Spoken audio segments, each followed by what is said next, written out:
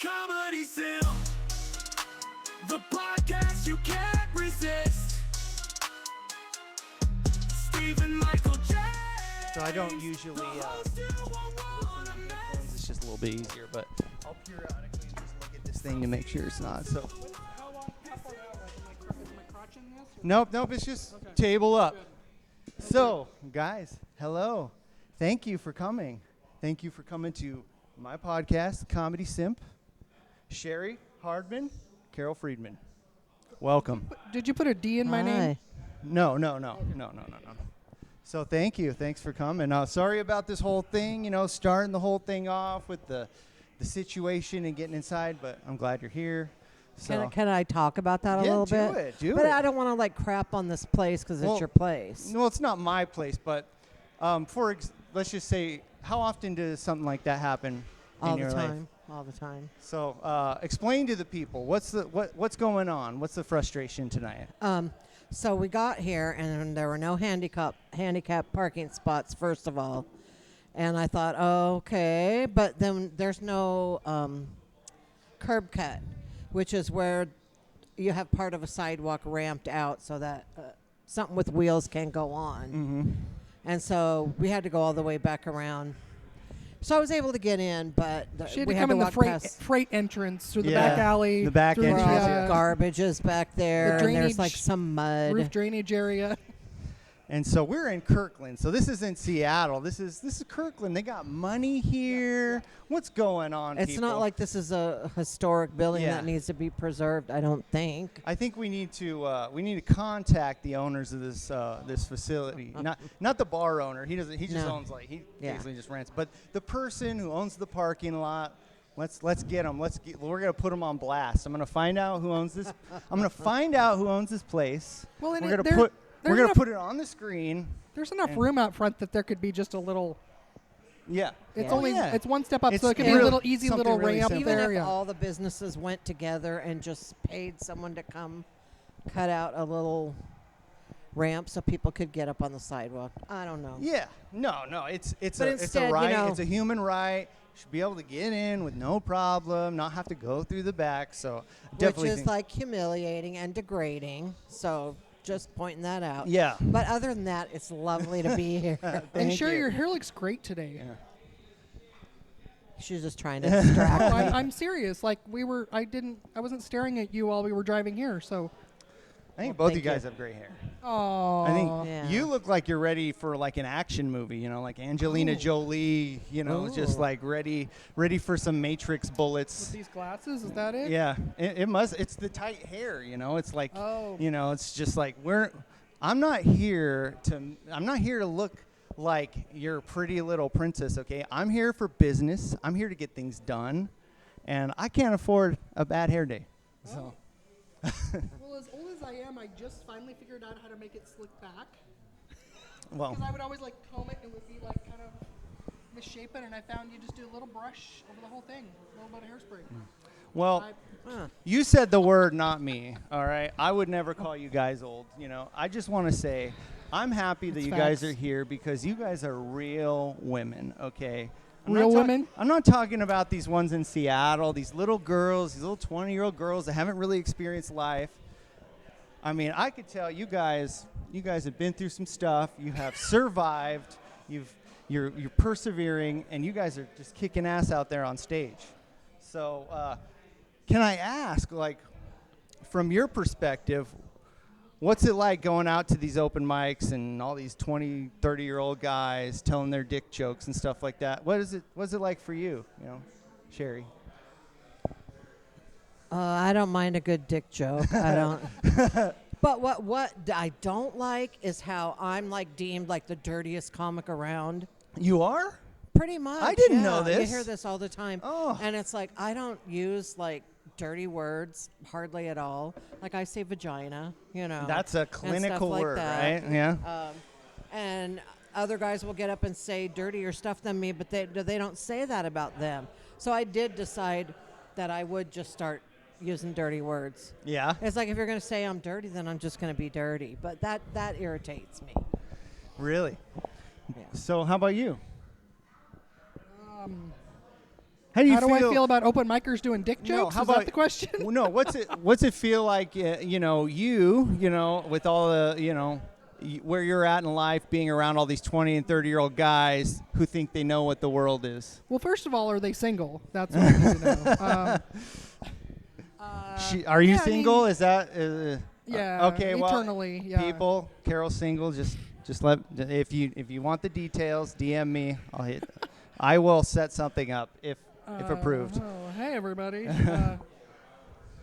I mean, part of me's jealous they get to start that young. You know, Yeah. like I wish I could have started at 20, but people say, well, you don't have life experiences. Matt Rife is still out there talking about having wet dreams. He doesn't have any real life experience type of stuff. Not right. Yeah. So I definitely have a lot more stuff to lean into for material and things like that. And everybody's got to start somewhere. So Yeah. I don't have anything specifically against like my club soda's carbonation's coming Yeah. back out here. I don't have anything specific against like 20-year-olds males telling Yeah. dick jokes. I think it's a common thing that when people start, they kind of just go for the dirty stuff anyways. Oh, like yeah.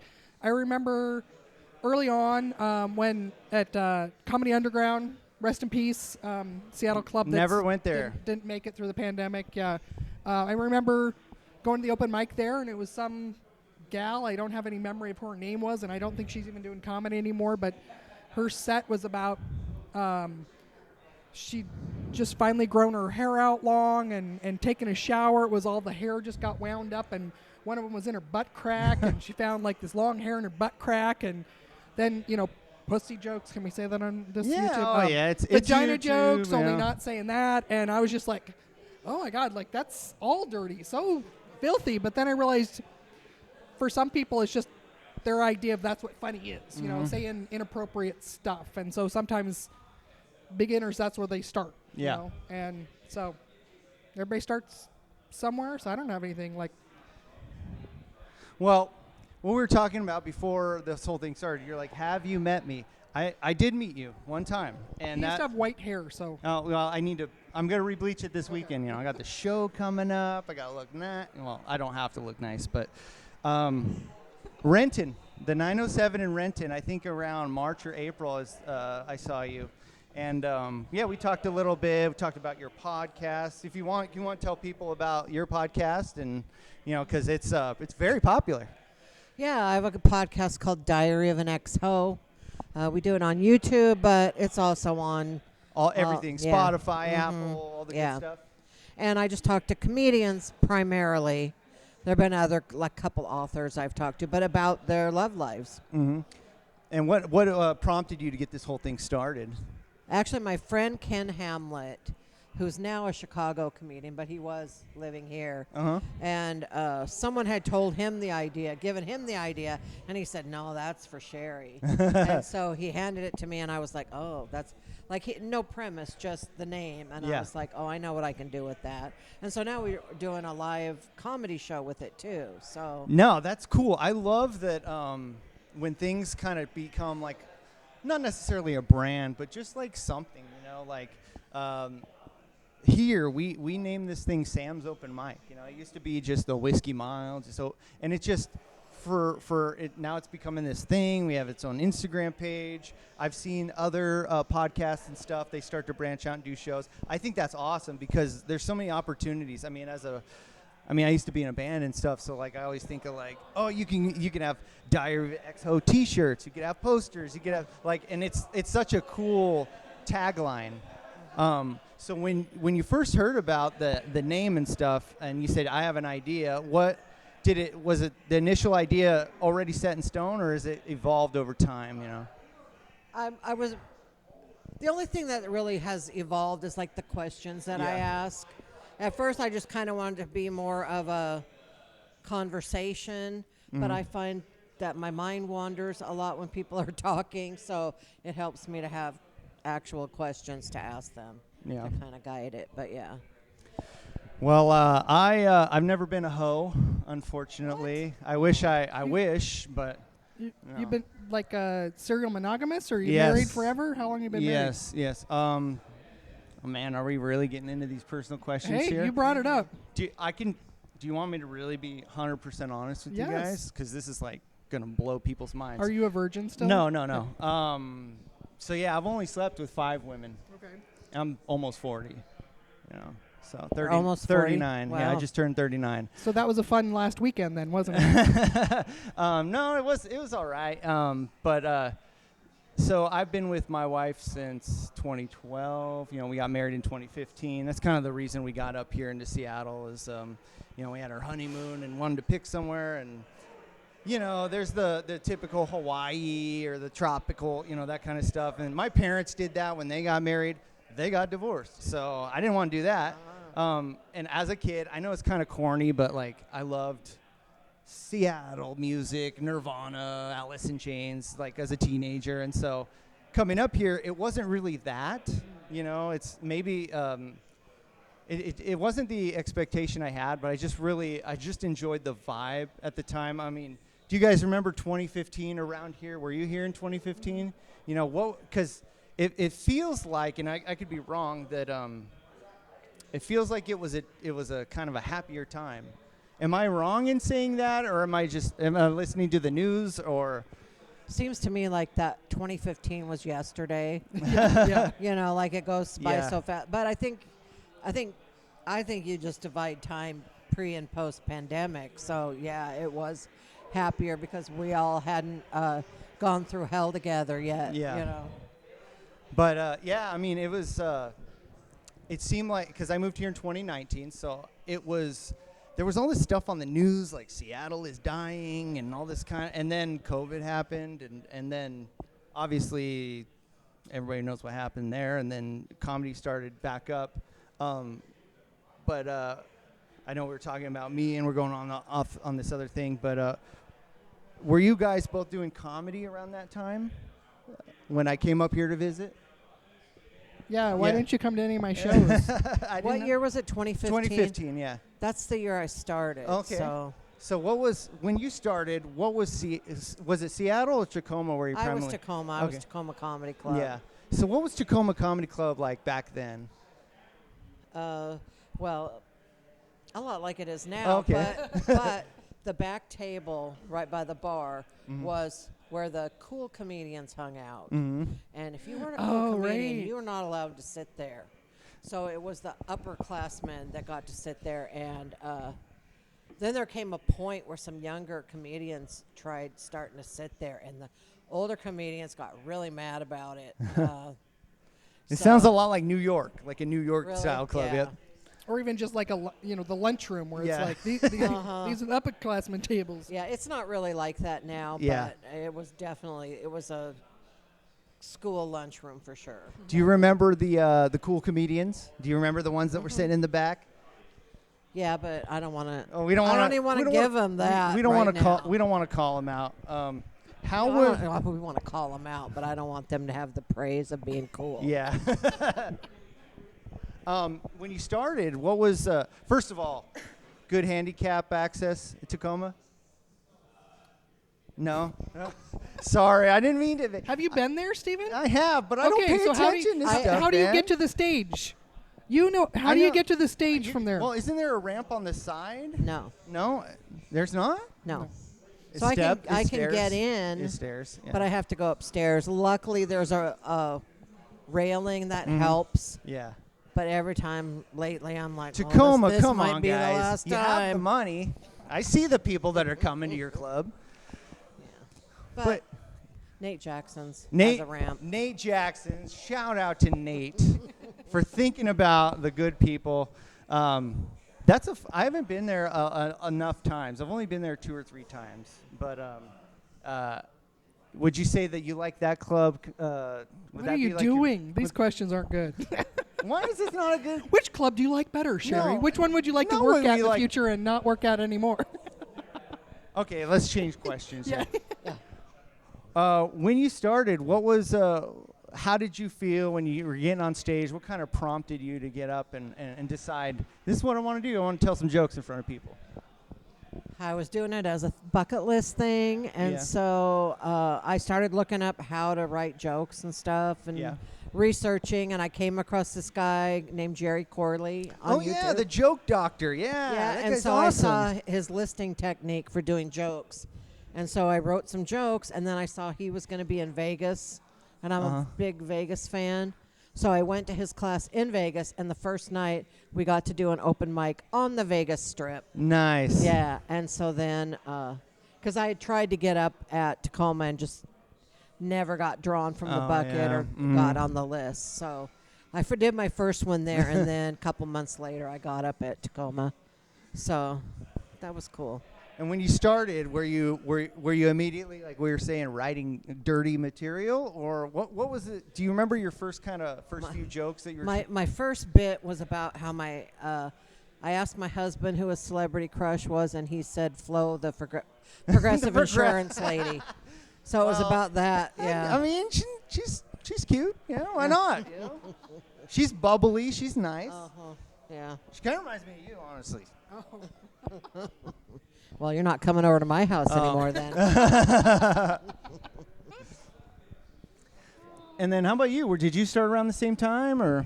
No, I started 2018. 2018? February of 2018. My very first open mic was at Comedy Underground, and it was because I kind of wanted to get started. I remember reaching out to Travis Nelson. So I was a huge. I lived in Seattle almost 30 years, right? So Okay. I was going to comedy every weekend at the Parlor. Also, rest in peace, the Wow. Parlor. But I was a huge comedy fan. I would just go to shows all the time, and so I knew of, or sort of was friendly with some of the comics. And I'd asked Travis Nelson, have you ever seen him? Travis Nelson, like, okay, so where do I go to get started? And he's like, oh, you got to go to Comedy Underground. And my goal at that time, so you got 3 minutes, and my goal was that I wanted to do so well that, so the open mic was on Mondays, and then on Tuesdays they had what they called their callback show. So basically they offered spots to people from the open mic and then some of the regulars for that Tuesday show. So my delusional goal was that I was going to do so well that they were going to recognize my talent immediately and ask me to come back the next night. And so my first set was about I almost died during sex, and so I'm like, I had a feeling like, it was okay. It didn't go great. I haven't had the nerve to watch the video in a long time, but Travis Nelson is in the back, and this is code. So for you young comics, if an older comic says to you, I'm going to tell you what this means, but how do you think that went? Oh, yeah. So that's code. That's when, like, that kind of sucked, but they don't want to be a jerk about it. So they want you to reflect on how bad that was. And I was like, it was okay. And nobody asked me to come back the next night. And I think it was literally on my pretty much 2-year anniversary of that first open mic that I did finally get, or a year, I don't remember now, a year or two, probably a year, I don't know, that was the first time I finally got asked to the callback show. And then I found out, I mean, the club's gone, so I can talk shit about it now, but like, I found out that that show was not a privilege to be on. The open mic was great because it usually had a pretty good audience, but the Tuesday show, like, there was nobody that was out for that, so you're basically performing for, like, the other comics and 3 audience maybe that came out there. So I never went to the Comedy Underground. Did you ever go there? Was that a hard place to get in there either? Because just in my... Not that I'm trying to single you out, but just in my mind, because I've been to a couple bars in Pioneer Square, they're like, they're like tiny little hallways. Well, so Comedy Underground, you walk in and it's just a steep staircase. Now they had an elevator, but you often couldn't find the person who had the key. So I went for my Seattle International Comedy Competition audition night. Yeah. Nobody could find the key. So I had to go home without getting to audition. Oh, what a bummer. I was really upset about that. And, Erin Engel, I don't know if you know her, but she was like, I've seen her name. I probably follow her, but we can all carry you. Like, if all of us get together, we can carry you down the stairs. I'm like, no. So they rescheduled me for the next week, and they found the key, and that worked. But I was crushed. It was I felt really sad about that. Yeah. So, yeah. I never got a chance to go there. Do you guys know this guy, Mike Mazzotti? Yeah. Yes. So before I ever did comedy, I started looking up, like, comedians in Seattle, and I saw he had this like vlog where he would like film like his I know what you're talking and about. actually have his book. He has a book, and so I talked about all that stuff about the callback shows, and he actually worked there for a while, and so it's very cool to talk like you guys have actually been there. And so was the Comedy Underground that cool of a place, or Oh yeah. yeah, I it mean, was. Yeah. The bathrooms. Not the greatest well, no, Seattle's no, like, but the who's who of comedy, you Yeah. know, in Seattle was Everybody. there. They Yeah. was It's kind there. of like you know how at the 907 you run into people from Oh, yeah. Seattle and from Tacoma and Yeah. from everywhere. It was kind of like that there, but everybody that was anybody in comedy would go there. And then it was because so many people wanted to get on the open mic. It was much harder to get on, and so they basically you sign up, and then right before showtime they would post the list on the wall, and so Yeah. everybody run up and see Yeah. did I get on, and if you didn't get on, what was it like? If you got bumped 3 times in a row, and you had to sign up every week, so if you Yeah. missed a week, it started over again. But if you got bumped, I remember if it's 2 or It was 3 like a times, guaranteed spot. then you got guaranteed the next one. But again, like if Did you ever something- get bumped? no. Yeah, I didn't. I never. I got don't. bumped. Yeah, I mean, they did. You know. Well, if they knew that you came a ways, they were. Well, and I mean the positives, they did favor, like they wanted diversity. They wanted women on the Women, show, and yeah. so that more likely if you're a woman you'd be able to get up. And I always maybe I thought got it was bumped 'cause once. I was I don't. cute. I don't. Whatever. Not for me. And yeah, so some of the white guys, it was rough because Well, But- hey, I'm not gonna say that life is hard for me at all. All right. I mean, look, Good. I'm Glad not. you came to terms I'm with not that, a yeah. rich guy. You know, I didn't have the greatest dad and stuff like that growing up. But again, I know I don't get pulled over all the time, like some of my friends who just aren't. but the way that's they why are. you got to bleach Yeah. your hair blonde again. Yeah, So yeah, exactly. Well, that's just how I can get people to think that I am not straight. You know, because Now, wait, that's like a bit from a movie or a TV show. Like, I'm not a rich guy. I'm not a handsome guy. Does that sound familiar to either one of you? No? that just sounds like my life. It sounds like my mantra that I say every day. No, I've never. We were talking about earlier with the, my wife and stuff. I never felt like a handsome guy growing up, so maybe that's why I wasn't really a player. I had like girlfriends that I've there's last. plenty of ugly guys that are players, so Yeah. that's Yeah, not but it. confidence does play a lot. in Yeah, it, I'm and sure. Yeah. This is a good question for you guys. What for comedians?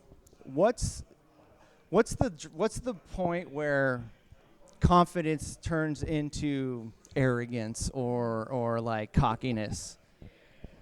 I think there's various stages. I mean, you're talking about earlier about like people that are brand new in it, and I don't know. I kind of think there's like 2 primary archetypes in comedy. It's the people that think they're way better than they are Uh-huh. all of the time forever, and then there's the people that little more, oh God, I suck, they don't like me, everybody hates me type of thing, you know. So, but each side can dip their toe in the other side. Yeah. But yeah, it's a brand new comics that I got 30 minutes, and it was like Or you what 6 I months get is in. like, oh, I killed at that show, and it's like, I was there. No, you didn't. Like, I mean, I really think if you really want to know if you're any good, record yourself, count your laughs per minute, and I'm not talking your best friend that's recording it chuckling. That one Yeah. doesn't count. Or the ones, Yeah.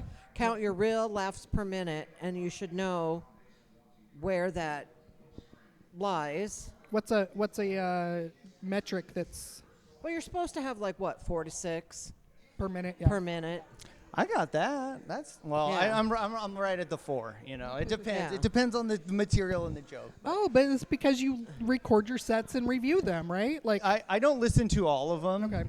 Some of the ones that I know weren't great, I'm just like, I recorded it. I'm gonna upload it. Maybe one day I'll listen to it. But have you guys recorded? Have you been recording your sets? For a long time? it's probably some of the best advice I got early on was just record everything, review it, rewrite it.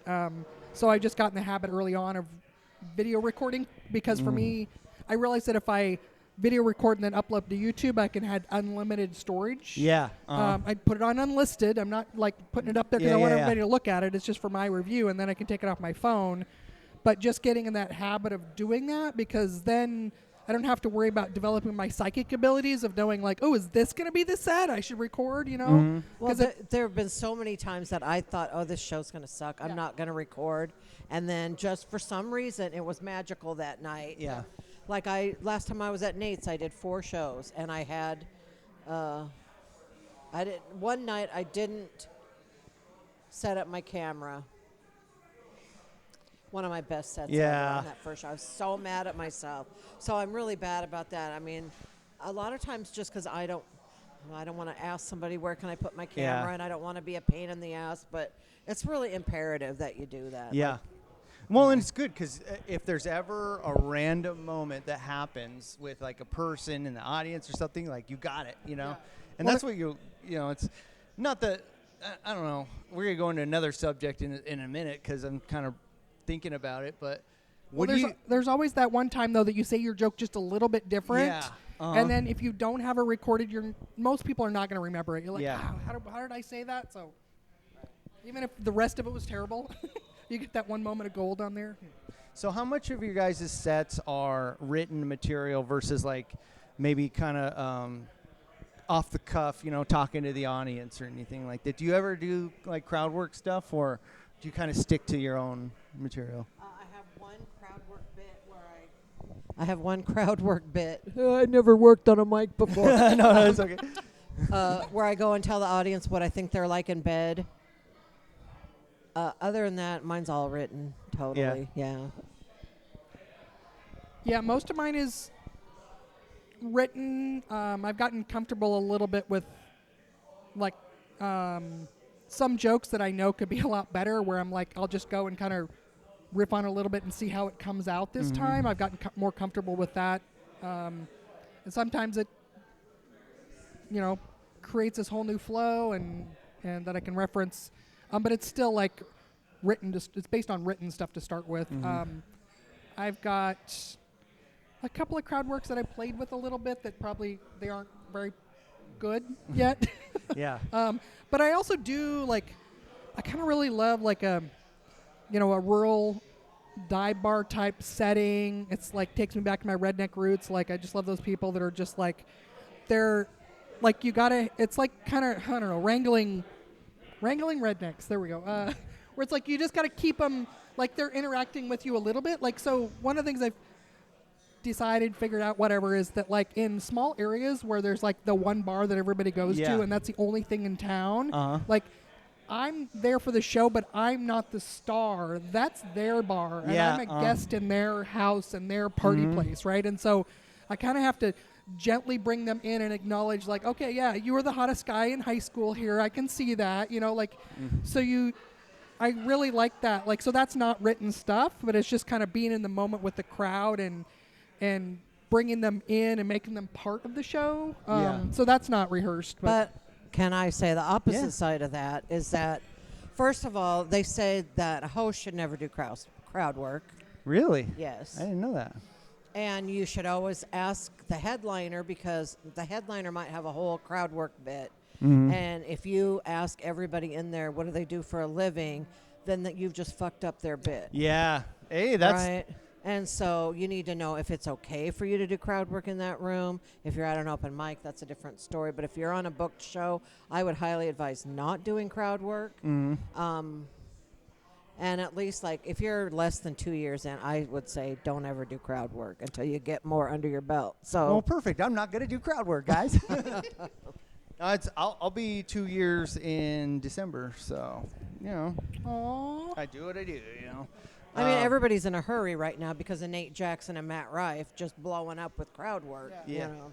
You know, I feel indifferent about, well, not indifferent. I feel different about it because although I appreciate it, I've always loved good writing, you know. I mean, as a kid, good lighting. I do love good lighting. I mean, once I make a little bit of money, that's the first thing we're gonna do is get some lighting. I actually just bought a thing for here that I'm gonna take to different shows, but it's just it's like a kind of a photography stage thing where you can set up a backdrop or you can put lights on it, and so that way it doesn't always look like we're doing comedy in front of jerseys and stuff like that. We actually have like a plain, cool background, and maybe if I do a show somewhere at and like a brewery or something, we can like. You don't know the story of 907 before the curtain, right? No, So let's. see, you have this fantasy of like, I'm going to get this amazing backdrop. So 907 used to be, and I think now it's the longest running open mic in Seattle area, Washington. Is that's that true what they or no? claim. Yeah. That's what.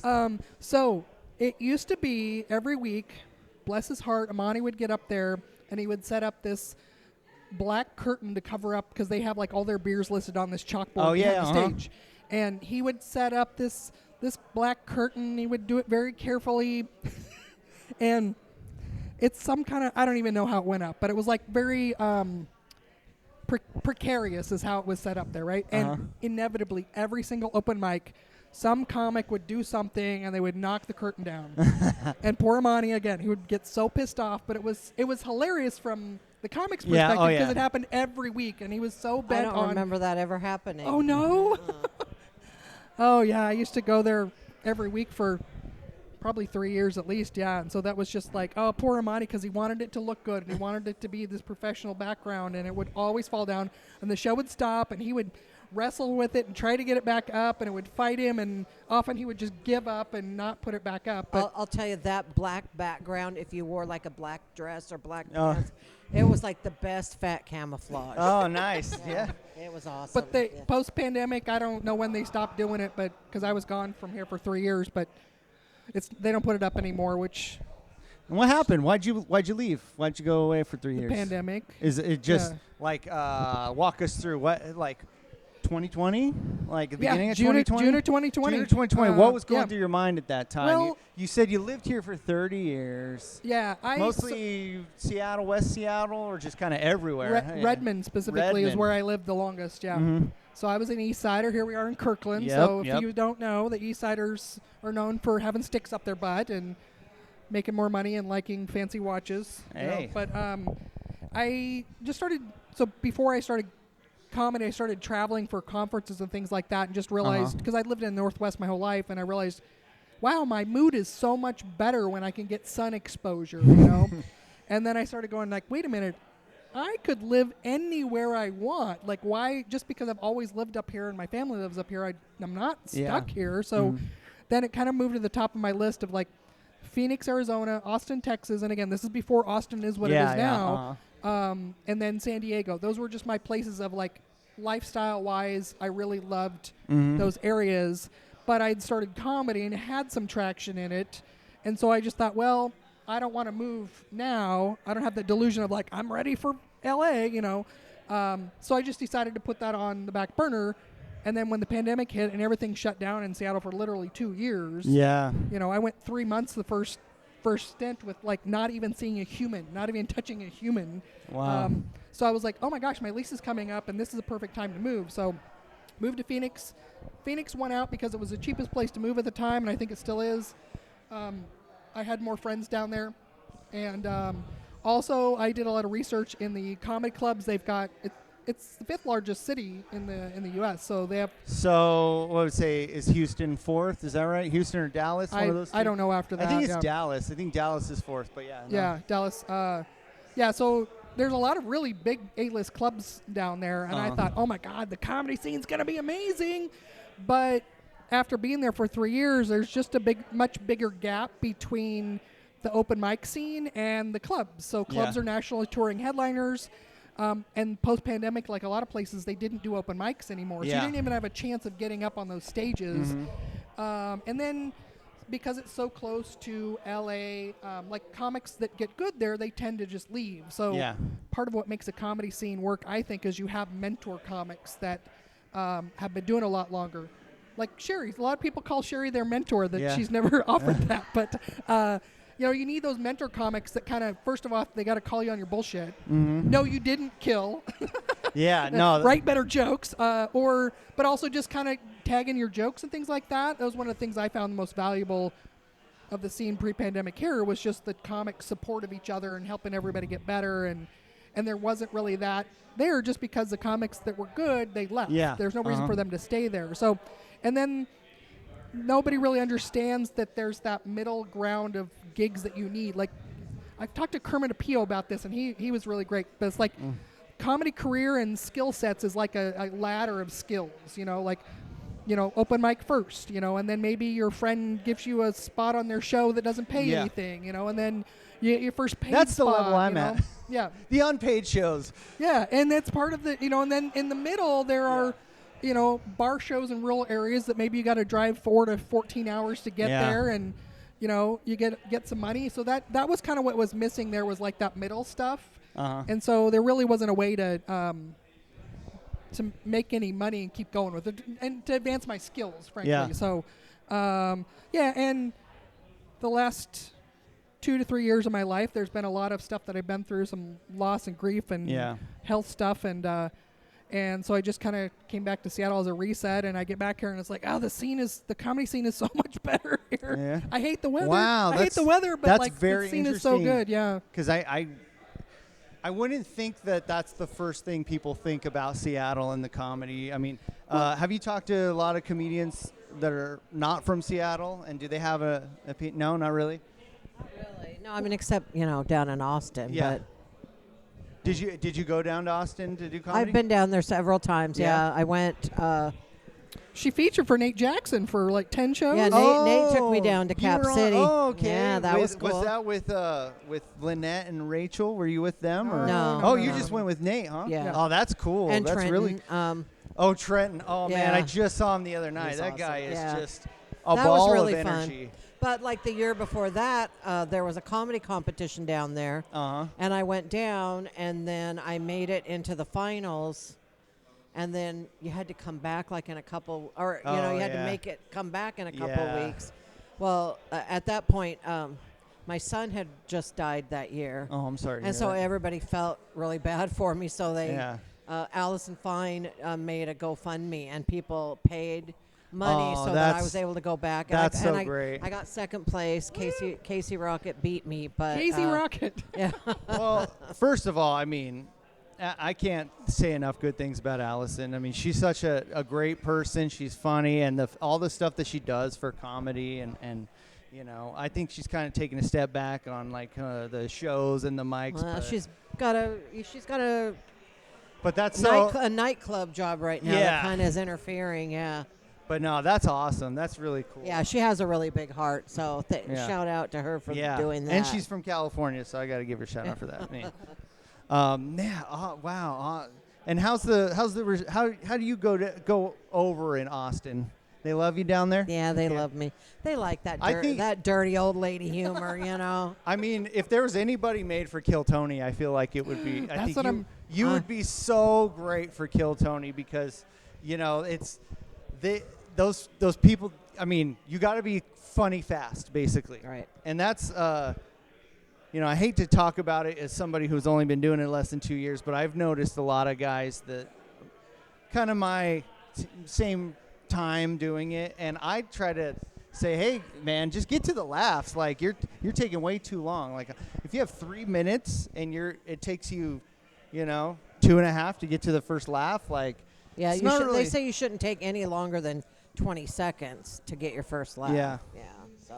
Well, and that can be a blind spot when you're first starting out, too, is that I recently was pulling up some very old jokes, and I was like, there's an entire paragraph before my punchline. I was like, I thought all that was necessary to explain what was going on, but it's like, hey, man, you get better at that stuff. I can't tell who that is. That is Jakey T. Oh, okay. Jakey T, you want to say hi? The limo man. Hello, everybody. How you doing? Has he been your most prolific guest on here? No. Most frequent? No, he's only been on one time, actually. Right. One time. It was But an interview. It was fun. I thought you did a pop in on mine though too. But Nick Cody maybe is your most. Yeah, Nick has been on. I did a few with Rob in the beginning, but I haven't seen Rob in a while. So, but yeah, Jake is having a comedian's barbecue this weekend, and he's got a limo, and he's going to send that limo to pick up the comedians. Sitting outside right now. Yeah. Will this episode be out before his party though? I don't No, think so. it won't. You missed. So never mind. You missed it. But you guys are invited, so maybe we'll do a recap of like the crazy party that everybody missed. I was at the last one. Were you? So what is? You helped me set up the last one. Oh yeah. I helped him go shopping. I was Yeah. his party wife for that one. So what makes for a good? All right, yeah, man, for sure. What makes for a good barbecue? Food. Food. Well, I mean, are you guys Good potato salad. potato salad? What is Not it? the kind that you buy in the I like fucking dill. store. Do you guys dill sweet pickles? Dill pickles? I put dill pickles I'm a in dill mine. dill person myself. I don't. I want to see in the comments. Has anyone actually ever seen potato salad with raisins in it? I know this is a point of No. contention. What? I'm No, like, is that's this what just a black people say that we put raisins in our potato What? yeah, salad. yeah? And I'm like, that, We don't. I'm like, I've never heard of That this is or seen wild. this. All right. We do a lot of weird stuff. We eat black licorice. We eat sardines, but you know. I've seen there's a carrot raisin salad recipe that's like Yeah. mayonnaise and carrots and Right. raisins, but there's no potatoes in that. So I want to know if it's like, is it a cultural thing and like, I think they just made that up about us, which is fine. We had it coming. It's all right. Man, Yeah. raisins used to be so cool. When I was a kid, we had the California raisins. That's Oh, how. no. That's That how I was- learned all those great Motown songs. no, you I know? don't like raisins. They were like, Well, I don't eat them now. but no, like, that was the crappy house for Halloween. You're like, Oh yeah, give me the yeah. give me That's the damn right. candy, and or it's the like toothbrush. raisins. You get the toothbrush. for- Raisins. yeah. Oh. There was always the rumor, like people would put the blades in the candy apple, and you know, trick or treating. When I was a kid, do you guys remember trick or treating when you were a kid? Did you go to? Did Oh, your yeah. parents just let you go loose at Oh, night yeah, and yeah, just do whatever? Yeah. Yeah. Did anything bad ever happen? No. No. See, it was a better time. I you know? think the weirdest thing I did for Halloween is that I was a teenager, I don't know, 13, 14, 15, somewhere in there, and I thought it would be really cool if one of my girlfriends and I dressed up as Lenny and Squiggy for Halloween. Oh, nice. what? Lenny and Squiggy yeah. from Laverne and yeah. Shirley, which was like Michael McKean, hilarious. yeah, that was a show from like the 70s. It Yeah. was in reruns when I was growing up, but like what was going on in my little head that was like, you know, it'd be hilarious. Yeah. I went like- as a hippie back in the early 70s. Yeah, I wanted to be a hippie, and I remember some guy opening the door and he said, "A pretty girl is like a melody," and I just never forgot that because I don't think until that point no one had ever really called me a pretty girl. Aw. So a thumbs up to that guy Yeah. who's probably Halloween's dead now. fond but, memories. Yeah. What do you remember costumes you had growing up? Like, I mean, you said, So the thing that young people don't understand is that we didn't have a lot of costume options. Yeah. Because you, as a kid, You're a ghost You had a to make lot. your yeah, own, no, right? like there Yeah. was like this really uncomfortable plastic mask that Uh-huh. like very stiff plastic that you put on with a rubber band that came with it. and then it would there was like sweat a on the inside. yeah, and then there was this like pseudo garbage bag oh yeah, shirt yeah, that you wore, and it like had a little tie that you did there, and that was it. That was your costume. Sometimes it came with pants that were the same, like crappy plastic or whatever. But that's the only costume options that there were besides making one yourself. Yeah. And how about you? Do you I was a witch every year. Witch, I just remember every year, just after the classic. after the hippie year, before the hippie year, you know, just put on a black dress and a black hat, and you're a witch.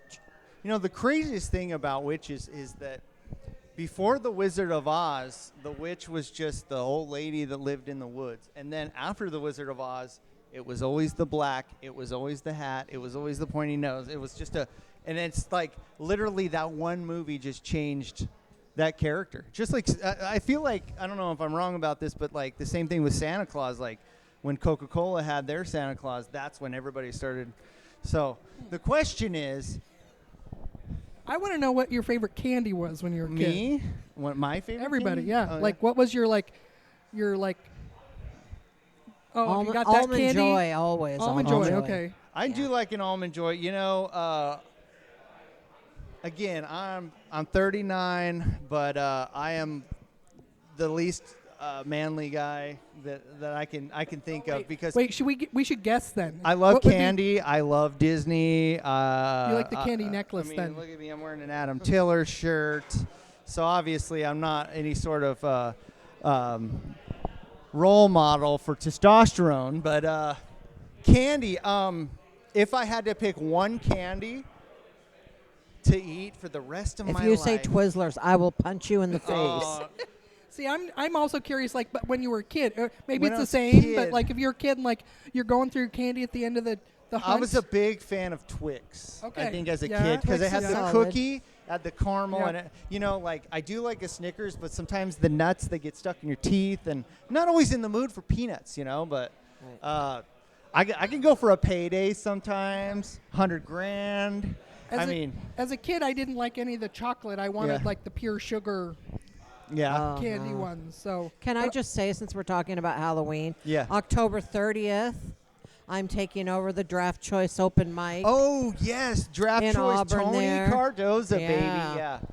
And October so- 30th. It's in Yeah. Auburn, Washington, for those of you around the world. And so Yeah. we're going to have a costume contest. Why not? Yeah. So I'll buy dinner for the best best costume. So All right. Well, that is on a Wednesday, I know for a fact, because Halloween's a Thursday. We're not going to do our mic on Halloween, so I have to go check that out, huh? I got a couple costumes lined up. I have a Jack Skellington because my daughter loves Nightmare Before Christmas, and got a lot of masks. I got a devil mask, and Spirit Halloween has these masks that are like supposed to look. They're like trying to look like the old 60s masks. So every year I kind of buy one of them. So I have an old cat. One of them's a cat. One of them's a devil. Look at me, okay?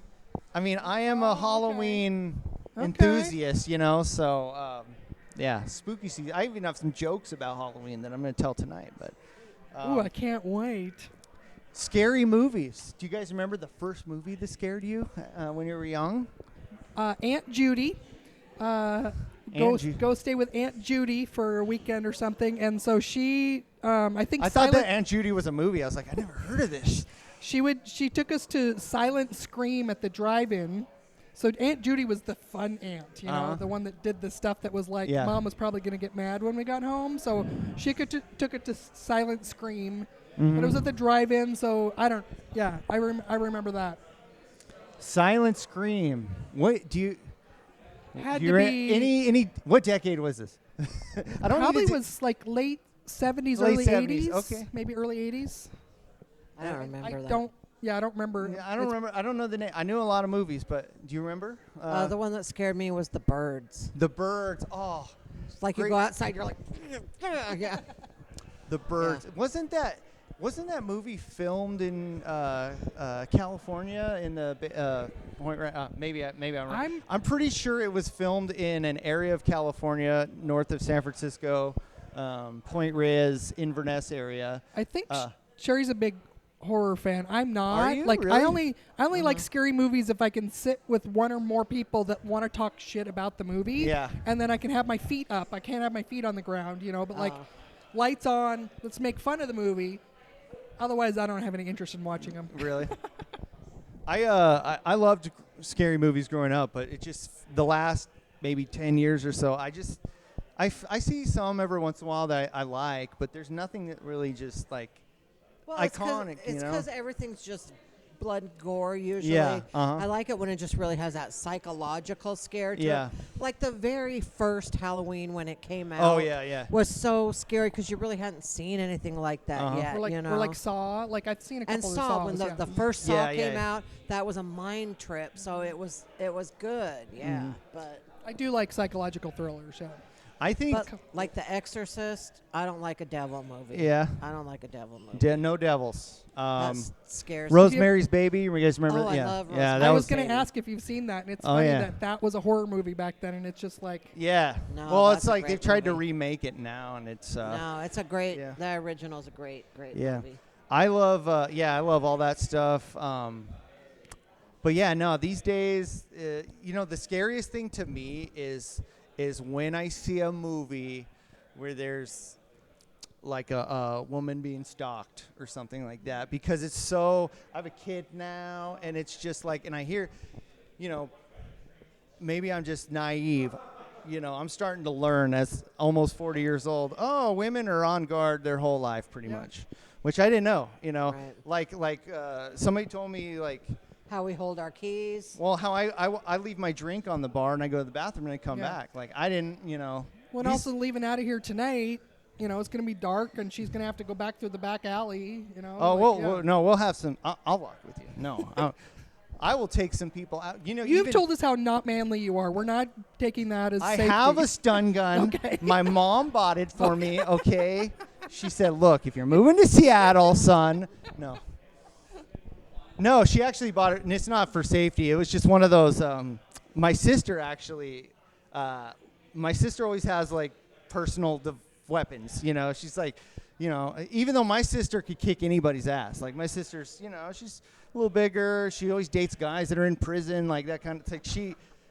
Her boyfriend is actually in, like, just waiting for him to get released. But she like, you know, she had this thing one day. It was a flashlight that was also a stun gun, and I was like, that is so cool. And then one day my mom's like, oh, here you go. I got it for you from Christmas off of eBay or something like that.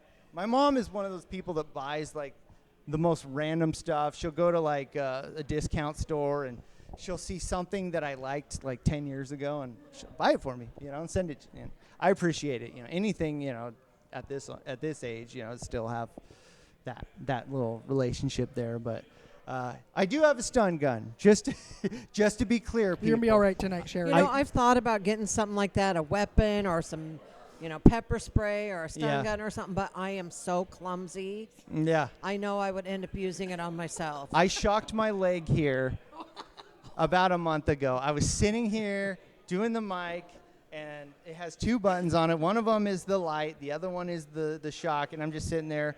Somebody's bombing or something. It's so quiet, and then you just hear it go. And I'm like, everybody looks at me. I'm like, I'm okay. Didn't hurt as much. Oh, it's too bad you can't shock the comic on stage. Oh, I wanted I've to. seen- when they burn the light. Is that Arizona? They have the shock collar comedy stuff? I yeah, didn't- somebody's done that. Yeah. Well, I remember the Apollo. They used to pull people out with the cane and all that. Like, I feel like they need to bring that back. But Seattle's a little.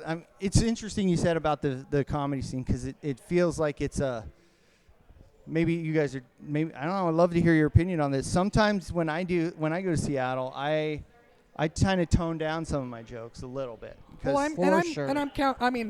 counting the whole metro, the whole state, pretty much. Yeah. You know, or the Northwest is. You know, it's a great scene. Yeah. Things are different than they were pre-pandemic. Like I think that's true of everywhere. But Yeah. But no, you're right, because I would not tell some of my jokes in Seattle that I will tell in Tacoma. Yeah. So. But that's one of the. I said the comedy career ladder before, but I also think there's a passport of skills you need to learn. Yeah. And I think that each time you fill out the page and you turn it, there's 10 more pages added. So it's like each thing you learn, you're like, oh shit, I got to learn that too. So that's just one of those skills is like tailoring your jokes to your room, knowing your audience, and being able to have jokes that will make anybody laugh. Like James Hennigan, that was one of the things that advice he gave me was like, it's almost never, I mean, sometimes it is the audience, but almost never the audience. Like they came to laugh. So our job is to deliver something that's going to make that audience laugh. So that's. Yeah, I've gotten away with some stuff in Seattle that I was actually really surprised. Like at the disabled list shows and stuff, I'm thinking, I don't know if I can say this, but let's just try it, you know. Well, all I know is I don't know how JoJo Blacko can say what they say at every single mic and get away with it because. Have you seen that person yes. command a stage? Oh, That's how you do it. That's right. Yeah, they are going to be on my show actually, so I'm excited for Yeah. that. You I know love what? JoJo. It's interesting you say that. You know, I have some friends, and I don't want to say their names, but they have specific style of comedy. They'll know from watching. They'll recognize. Well, them, so. they don't watch anymore. Oh. They used to watch. Oh, that's good. They have a specific style of comedy that is like, this is me. I'm not going to change it. You don't like it, then it's just Seattle. It's your problem. I have more your attitude, and that's what I mean. You know, I do want to do this for real, and what I would like to do is like I don't want to hurt people's feelings. You know, Well, it's a fine line, but I think it's like what I feel like you have the right attitude. It's like, hey, you know your audience, know the crowd, and give them what they want. You know, give them. But also, I would say though, don't like still be you. Like you are gonna find your people that like you, and you're not gonna make everybody happy. Yeah. So. But also, you can tell a joke about death or murder or suicide or rape or whatever if it's funny enough. Yeah. Because like Adam Lucky It's a guy that used to live here. Mhm. He's moved down to Austin, very successful now. But he was the one guy, like, he was with this group of guys, and they'd all get up and tell, like, child molestation jokes, and everybody hated it. Like, but when he Cringe. did it, they were so funny that you had to laugh. Yeah. And he still is really offensive like that. But he's so good at it that you got to give it to him, Yeah. you know. So unless you're that good, then, I don't know, maybe. Well, and if you know what you want to do, like maybe you don't work those rooms. You Yeah. know, there's certain rooms Mhm. that Adam won't work, and he don't care. Like Yeah. he works in the mothership. You know, like And how he's many doing people fine. have we watched come and go in this scene? Yeah. A lot of people that, thought they were so great, and where are they now? They're gone. Lots of them. Is there anybody that left that you guys really miss that you wish you were still here? I'll say Todd Kirkwood. He's still here, but he quit comedy while I was gone. I'll take it personal, but I really miss him because he was a really good mentor to me, and we both lived in Redmond actually, and so we would carpool to open mics and some gigs sometimes, and like just a great personal friend, but also a good comedy mentor and funny as hell. And that guy was working so hard, so it kind of breaks my heart that he quit, but he's he's happy, and he that's runs, important to be happy. I mean, he runs the he's one of the people that run the Naked Brunch on Saturdays. oh, nice. And so Yeah. he's still he says that's the one comedy thing he gives himself permission to do Yeah. every week. So I hope he does it long enough that he gets the bug again and comes back, because that guy like had so much momentum, and he was really funny. So I miss him. Yeah. Anybody that you miss that left that you wish they were still here? Well, Or quit, or- yeah, there are some that moved and are still doing comedy somewhere Yeah. else. Ken Hamlet and Adam Lucky both. I think it's it's good to have comedian friends in other cities, though, because Right, right. hey guys, I'm coming to your town. Maybe get a spot on the show. I just did that with Adam Lucky. He's down in Austin. That's so, awesome. Yeah. That's cool. I'm trying to establish something down in Sacramento because all my friends and family are there. I'm kind of friends with people on Instagram, Facebook, and so I just need to make a trip and kind of gel those I relationships. know a comedian down there, so if you need someone to just touch base with. Nice. Oh, okay. I'll have to ask. And then Eugene as well. My brother and my mom and stuff, they live in Eugene.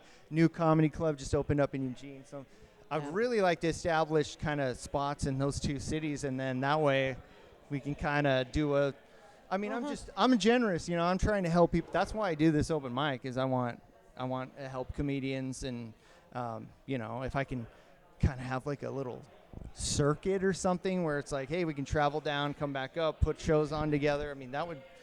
It all starts somewhere. I see all these like cozy comedy, and I see don't tell comedy, all these little things. They started with just an idea. So Right.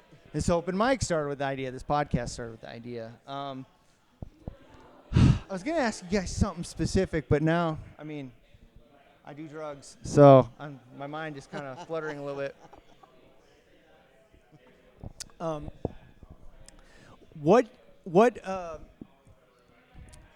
What has comedy done for you? I don't know, personally, maybe emotionally.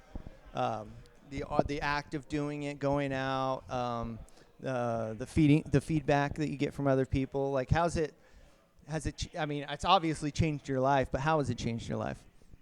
Well, it's changed my life just in the way that I want to say it's given me confidence, but I'm still a very unconfident person, usually when it comes to comedy. Yeah. I always second guess myself and mad at myself after sets a lot. But, I mentioned it earlier, but when my son died 2 years ago, I thank God I had comedy there, because like 2 days after he died, I had a show, and everybody was like, is she going to do it? And I'm like, I felt like I had to. Yeah. And I got up on the stage, and I was having fun and everything. For that, as soon as I stepped off the stage, I was back in my life. But Yeah. it just felt good to just have that however long, 15 minutes, where I didn't have to think about those bad things in my life. And I got some love from people. And it really, and I will tell you, because of that, I had a festival that year. Yeah. I did Blue Whale, and that summer while I was so depressed, I found out I was on a show with Rory Scovel. So Wow. I watched a lot of his stuff, That's and I had awesome. never seen his stuff Yeah. before. And I fell in love with just his silliness and his absurdity. And when I met him, I told him, I said, when my son died, I watched you all the time whenever I needed to cheer up. And I go, it just means the world to me to meet you. And he hugged me and everything.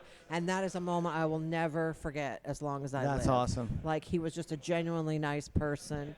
And it saved my life, I really feel. Yeah. At least that summer, that's what I had. That was one thing that was good, you know. Did you ever make your son laugh? Oh, yeah. Yeah. He was...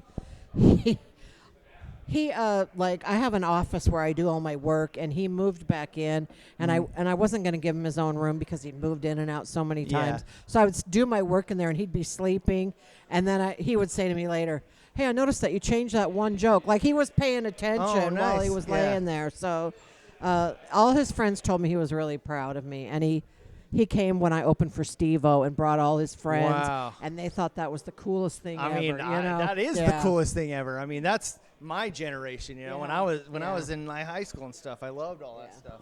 So, it's really, I've done some pretty cool things. Well, so, I could just tell you, if my mom was a comedian, I would think it was the coolest thing in the Yeah. world. So I think what you continuing to do it, I think it's just it's a tribute to him. So I think that he would definitely be proud of you.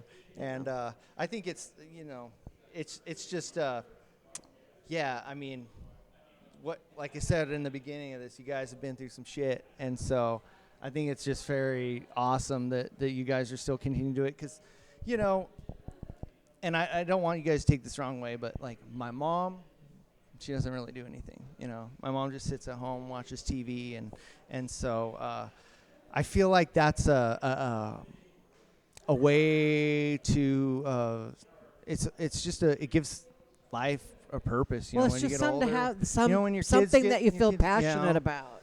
You know, when Yeah. it's not your job that's dragging you down, and you're not doing it with the kids and the family, and it's just something that's just for you, and you do it for you, and it's like, Well, again, how's it affected you? You know, how's Well- it changed your life? You know? Well, and I want to say too but that's kind of the expectation of middle-aged and older women is that you stay home and be quiet. Mhm. Your Yeah. work is done in this world. Yeah. You know, don't go try to do some crazy thing and start some Yeah. new career Yeah, being yeah, an yeah. entertainer. Who do you think you are? You know, Mhm. so your mom's probably following Well, what she thought was supposed to be done. I don't know. she's also, I mean, Okay. she's got some other issues, Okay, yeah. stuff like that too. Yeah. But Yeah, for me, comedy, you know, really life-changing because when I started it, I'm true extrovert, love being around people, and it's something I know that, like, for my mental health is really important Yeah. that I have interaction with other human beings. And when I had before I started, I was working from home by myself, running my own company, and I didn't have any interactions with people, and I was like, oh my God, I don't know if I can sustain this, but I started doing comedy, and I was like, this is the perfect balance. I could go out 5-6 hours a night, be around people, laugh, and try to get better at this thing. So that's one aspect, is giving me the human interaction that I so desperately need. But also, it's a creative outlet that I've not got bored with. So Yeah. I've recently discovered I have ADHD, and it's like, oh, that's why after 6 months, everything is boring to me. Every job I've ever done, Yeah, every yeah. hobby, I'm bored of it. But I've been doing it 6.5 years now, Wow. and I'm still not even close to bored with it. Like, there's just so much to learn. It's so hard. And I've realized that stand-up comedy is a form of gambling. And something that's addictive has intermittent reinforcement. And the better you get, like, you more likely are going to get a good show. But Yeah. even everybody I've ever talked to, no matter how far they're in, they're going to have bad shows. You know, anybody see Joe Rogan's latest special? Oh, oops. I haven't seen it yet, but you know, I but- heard. But like, it's gambling because you want that high. You want that, oh my God, that was a great show. Everybody's laughing. They love me. And then you're going to, you know, the next one you don't know. So, but it's also so hard. Like, there's nothing else I've ever done that's been this hard to learn and get good at, and so many things to learn and things like that. So it's given me a creative outlet that feeds my brain in a way that nothing else does. And being around people is great. So those are off the top of my head a couple of things that. Well, I'll tell you guys, just the big thing for me is, I didn't have I had friends and stuff. I played in a band when I was younger, but I didn't have a ton of friends. And, it just seemed like everybody that I knew, that I grew up with, kind of lived this really kind of insular life. Like you lived, I was in this town. It wasn't a small town, but it was about half the size of Everett, and everybody that went to high school kind of knew each other. And if you moved out, you never saw that person again. And, it's very insular. It's like if you're a white guy, you hang out with your white guys. If you're Mexican, you hang out with the Mexican people. Sometimes you'll meet each other at bars and stuff like that. And so to come and like California, even being California, still is not the most diverse place in certain cities. Sacramento, everybody's pretty segregated. So to come up doing comedy and first of all, I mean, even though I have been married for a long time, being around women on a regular basis other than work, it changes your perspective. And it's like, oh, you're not thinking of these women as they're cute objects. You're thinking of them as people. They're your friends, and you're getting to know them. Well, you're rare. We can probably spend another hour sharing stories of how we treated different as a woman in comedy than men generally are. But for me, it's like to be around older people, younger people, black people, white people, non-binary, trans people, to be around, I think it's just been so, I think it's just it's a good thing to get different perspectives. It's a good thing to I think you just grow as a person by being around.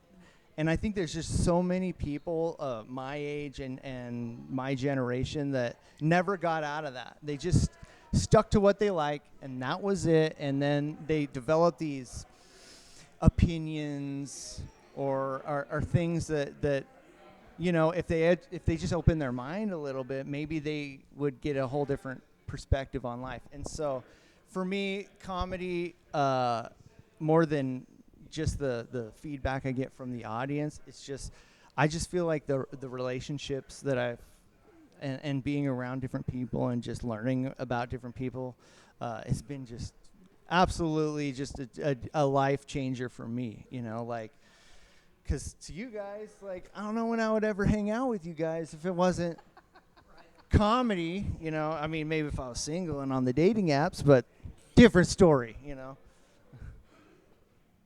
You guys go silent after that? I'm just like... Such a beautiful moment, and then just ruined it. I ruined it. Yeah. Well, and I guess how long we've been doing this, I don't even know. But we've been recording for a while. So getting close to the end here, what would be a good... I'm selfishly going to ask you guys this for me. As somebody who's been doing this almost 2 years, think about back when you guys were in my position. There is some frustration that you think hey, I'm getting a lot of laughs. People aren't really noticing me. I keep submitting my name to this comedy club. They're not emailing me back. I think this is a great question, actually, because still there's a lot of people that listen to this. I'm still having a lot of fun, and I'm putting on this show and stuff, but I am feeling a little bit of frustration at this point. So what would be give me a good just, hard lesson, I mean, I'm fine with good criticism, so. Well, I have a few things to say. One is that where I am, that happens to me all the time. I could tell you off easily 5 bookers that won't book me, maybe 10. Yeah. So I've tried and I've That'll tried. be on our I've tried. Patreon. No. Yeah, yeah, really. So everybody's feeling that frustration at a certain level, but the way Carole does things is very different than the way I do them because she's not afraid to ask. Mm-hmm. I am. Yeah. And so she's direct and she'll just ask people for work. I kind of sit and wait for people to notice me, and she gets booked a lot more than I do. Mm-hmm. But so there's that. But also, you got to make sure that the right people are seeing you. Yeah. You know, if you know that you want to work, say, at Tacoma Comedy Club, then you go when you know the manager's there, and you go and do your best set. You don't just go up there and fuck around while you're on stage. Yeah. You show your best self when you're out. And I mean, the way I did comedy back then was I wrote a joke or a 5-minute set, and then I practiced it till it was perfect, every single word, before I wrote another minute or 2 minutes or whatever. And I see people just going up and throwing shit at the wall, and it's like, you really got to hone your material. So Yeah. just go and be seen around people, and don't be afraid to ask, you Yeah. know, because it has hindered And me. that's a big thing for me is I don't ask either. You know, I'm Right. just kind of like, I don't know. It's one of those things. It's you do want to have a gig. You know, you want to get some stage time, but also you don't want to feel like you're needy. At least that's for me. I don't know if it's me. I mean, No, it's and like just you kind of feel like, well, I'm so great. Why haven't they noticed? You know. yeah. I'm also, I would say I'm a people pleaser, you know, so as much as I try to be very self-involved, you know, if somebody asks me to do something, I try to do it and Well, the best that I can. So That's another thing. Is like Yeah. if you're at the club and you notice that they're short-staffed or whatever, and you want to just gather up some dishes and help. Maybe not at a club, but I mean that's noticed. Yeah. You know, that kind of stuff is like, oh, that guy's a really hard worker. I'm gonna put him on a show. Mhm. So, I don't know.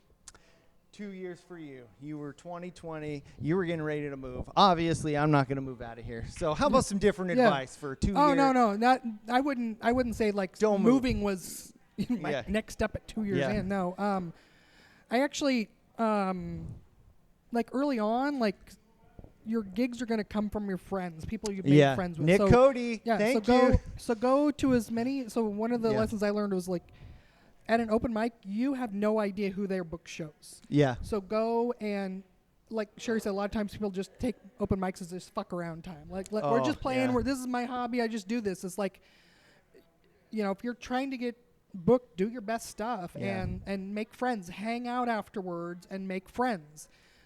Because in the beginning, the people that book you, they're not going to book you because you're funny. They're going to book you because they like you. Yeah. And so try to go to as many places as you can. Try to make as many friends as you can. And Can I add something really quick? Yeah. And when you're on a show, Mhm. don't just do your set and then leave. Yeah. Oh, yeah. I mean, coming from the band, you know, music, I always like stayed till the end of the show. And I understand, you know, people live far away and they want to hit 2 mics in a night. And Yeah, or I, if you got another you show know, or something. I sure. try not to take it personally, but like if it's a show, you know, and a paid show especially, you know, you want to show respect to the people who put it together and Yeah, watch you know, the whole thing, you know. And another trick early on is go support other shows if you're Yeah. not booked. I mean, that was one of the golden rules when we were Yeah. coming up, was like on Friday and Saturdays, you don't go to open mics, you go to shows. If you're not booked, you go support a show because you're watching, learning. A professional show. Right, yeah. And, you know, if you're in the right place, like, you know, if you're liked and people know you and whoever's running that show, I wouldn't say this works so much at the clubs for like 2 years in, but like, you know, a well-paid show. Hey, you know, you got room for a guest spot tonight? You know, like Yeah, yeah. ask whoever's running it, especially if you've already kind of made friends with, they like you, they respect you. They're 5-minute guest spot. There's really not many comics that wouldn't get that. You got to be really bad for them to go like, no, you're going to ruin the entire show with your 5 minutes. So, and also at that stage too, like, be willing to do those guest spots for no pay. Yeah. Ask if you can help on a show as well. This is, I think, missed opportunity a lot of times. If you've got somebody that's running those shows, ask if you can help. Hey, can I run this? Can I run the door for a guest spot? I remember offering that to somebody who was less than 2 years in, and they were offended that like, oh no, I should be getting anyways. But you know, see how you can be of help. You know, that goes a long way. At, you know, again, people like you. That's the beginning where they're gonna start booking you, and then as you get better, that opens the doors to more opportunities, because most people that book shows, they either book multiple shows or they know a lot of other people that Yeah, book shows. mhm. So Yeah, one thing about Tacoma that I really like is Tacoma Comedy Club is if you are a comedian and the shows aren't sold out, you can come in and watch. And I actually just took advantage of that for the first time, and I saw Luis Gomez, and it was a good show. But more importantly, the Tacoma guys, Logan Cantrell and Zach, they did great, and it was just really cool to see. I usually just see those guys at open mics, so to see them do a longer set, and I mean, this podcast is called Comedy Simp because Nick Cody's like, oh, you're a simp for comedy. I just love watching what people do, and I learn from everybody. I learn from the people that aren't doing well. I learn from the people that offend, and I learn from the people that have great timing and great jokes, and so that's why you guys are here. Because I'm learning from you. So, yeah, I don't even know. Let me check and see how long we've been going. Real quick. 250, I don't even know what that means.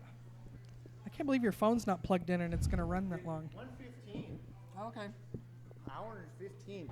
So you guys have some stuff you want to promote. You have some shows coming up. I mean, Diary of an Ex-Ho, the podcast. It's on YouTube and everything else. And some of Seattle's best comics have been on there. I see some really. You have a couple videos with thousands and thousands of views. Yeah. So there's some good ones. And if any comics want to be on your podcast, they could just hit you up. Yeah, I don't like vet in any way. Like if Yeah. someone says they want to be on it, sure, because I do it once a week, and I know eventually I might run out of people. Wow. So. Well, anytime. I'd love to be on it sometime. All right. And like I said, not really a hoe, but I do have some good. I have some interesting. Teenage life wasn't very good for me. I have some very fun stories of teenage life and Well, you don't have hearts to be a being hoe. broken and that kind of stuff. You don't have to be a hoe. It's more about questions about your sex Yeah. life and preferences and stuff. So Well, yeah. I mean, if anybody's interested about that, I don't know. Well, see, I think I'm pretty normal compared to some of these Seattle people, but who knows? We'll find Yeah, out. I've learned a lot Yeah. about different things I didn't know about. I bet there's a secret in there somewhere she'll uncover. Yeah, I hope so. Whatever, anything for the views. So October 30th, draft choice in Auburn. You're good. 31st? 31st. 30th. 30th. 30th. Oh. So that's a Wednesday. Is that be like the last Wednesday of every month, or Yes. Yeah, okay. Except And, for Christmas, unfortunately. Yeah. and if people want to, they sign up ahead of time, or they just kind of show up. I'm gonna start off with show up, Okay. go up, and see how it goes, and then we can just decide how many minutes by how many people are there. Yeah. So. Well, I had a pretty good set there. I liked it a lot, so that's cool. I'm gonna. Yeah. It's been Wednesdays. I don't really do a lot of comedy on Wednesdays, so I'll come check it out. Yeah, for sure. Yeah, and I'm doing a paid $50 spot in somewhere in the middle of the. Oh night. wow. So the October we have Mike Hansen. So. Mike Hansen. I don't know him, but I'm friends with him online. He's been around a long Oh, time. he's and cool. Yeah. He's a good guy. I know you got a lot of shows coming You got up. more. You got more than that coming up. Oh right? yeah. I got a lot of. We'll put the dates on the screen. This is 2024, right? I can do that. I can put Yeah. the dates up there. This is gonna live on forever for Yeah. years, I Well, mean. how long is this? Well, this month's shot, right? So, let's see. October, I'm going to Vegas for the Vegas. Laugh After Dark Comedy Festival. Oh, so wow, that's nice. Cool. And November, I'll be in Austin. So I'm Jeez. doing a lot of traveling. So Never been to Vegas, never been to Texas. Nothing. What? I've been to about 7 states, and it's all You should- Oregon, you should- Washington, Idaho. All that You should kind get of involved in the World Series of Comedy next year. Speaking of meeting comics all Yeah. around, that I'd stuff. Yeah, recommend no, that. I saw you. Have you done that too? The World Yeah, Series? yeah, we both I've are seen you in guys. I saw you were on that, and Jeremiah Hughes. I think he's on it he's this on the year. same night I am. Oh, I'm not sure if it's the same. Oh, show. nice. Yeah. So, yeah, I know that, I was kind of in a rush to get stuff and get on shows maybe like 6 months ago. And then now I'm just like, I haven't even been doing this that long. Like, why am I in a rush? Like, just work on my stuff, try to get better. And Well, and there are skills you're going to learn being on shows that are different than you can learn from Yeah. an open mic. So I wouldn't Yeah. say like don't get good and then try to get on shows. Like yeah. Well, and also like the comedy clubs. I'm not trying to I get a little I crazy about getting onto the comedy clubs, Well, Well, I the think- comedy clubs are really what is gonna. I don't want to say I don't make you grow. I don't know what I'm trying No. to say. It gives you a legitimacy. Like you Yes. can't say you're a feature if you've never featured in a club. Yeah. Yeah. Very true. So hear that. Yes. Take the Is that true? advice. yeah yeah. Well, man, we've been talking for a while. I hope you guys, I know the whole situation getting in the building was kind of shitty, but we're gonna address that. We're gonna talk to the right people, and so if you come back, we're gonna make it happen. I have tools at home. Okay, I will take a sledgehammer and I will break that curb if I have to. He will take his taser. And, Yes, I will take my and I flash. know Maria Elizabeth. She brings one to Shanghai. Oh, Like what? she has one, just like a portable one. Oh, that she really? brings, Oh, so- I just saw her the other night too. What a wonderful person, and she yeah. hosts at Hotties and Shanghai on Bodies. Sundays, Oh, yeah. and Hotties and Bodies show, and and she's giving me a lot of advice. My daughter's on Spectrum and going through some stuff right now, and she's been very awesome. So for Yeah. the mental health and all that. Last thing I want to ask, because I did this last time and I really like ending the show. Can you think of one comedian that you know locally that everybody else should know? Ooh. Somebody you really like like that. like an underrated unknown Yes. type of thing. Yes, Oh, let me think. absolutely. That's a hard question. Last week I said JoJo, so this week I'll say That's- yeah. I'm going to say Jeremiah Hughes. I don't know him very well, but he's representing the city of Aberdeen very well. He's kicking ass. He's at Laughs. He's at Tacoma, and he's in Vegas. And Brandon White was on the show last week, and they're good friends. So shout out to Jeremiah. That's what I'm going to say this week. So you guys, I know it's a tough so one. I shouldn't say JoJo since you already said Yeah. him, right? I love me some Stephen Ryan. You know? Stephen Ryan. Oh Yeah. man, he was here a couple weeks ago too, and I love that guy, and I love Stevens. So I feel kind of at a disadvantage being gone from here essentially like 4 years Yeah, ago yeah. I left, and so like I feel like there's so many comics that I don't know well Yeah. enough to be naming, because I feel like the ones that I would say are ones people know, or you guys have already mentioned them. I'm gonna have to think about that. We'll add an addendum to this. yes, when we'll add it at the very when end. I'll come back and make a comment. So that's a good question. I'll have to think about that.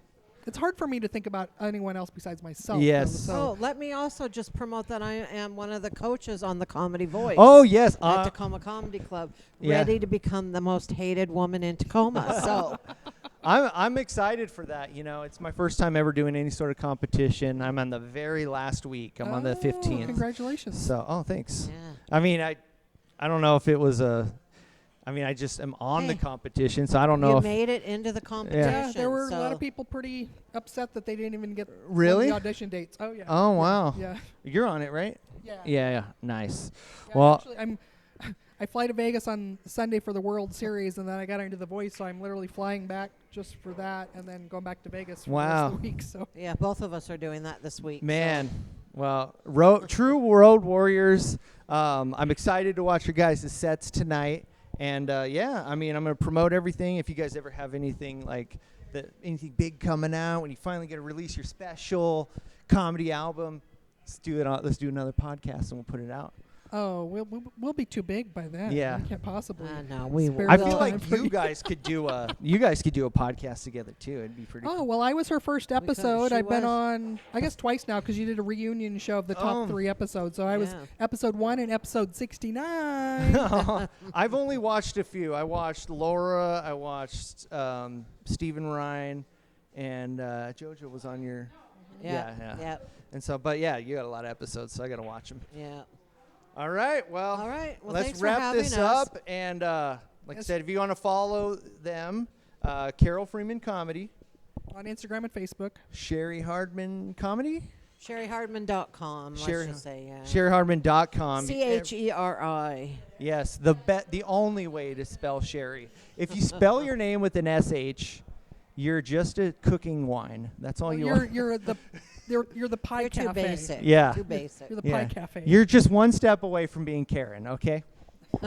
All right, guys. Thank you very much. Thank you. This Thanks is for the having me, podcast, SJS. and Forced to be and that's it. reckoned. Yeah. Too basic. You're the Yeah. pie cafe. Comedy Simp, the podcast you can't resist. Stephen Michael James, the host you won't wanna miss.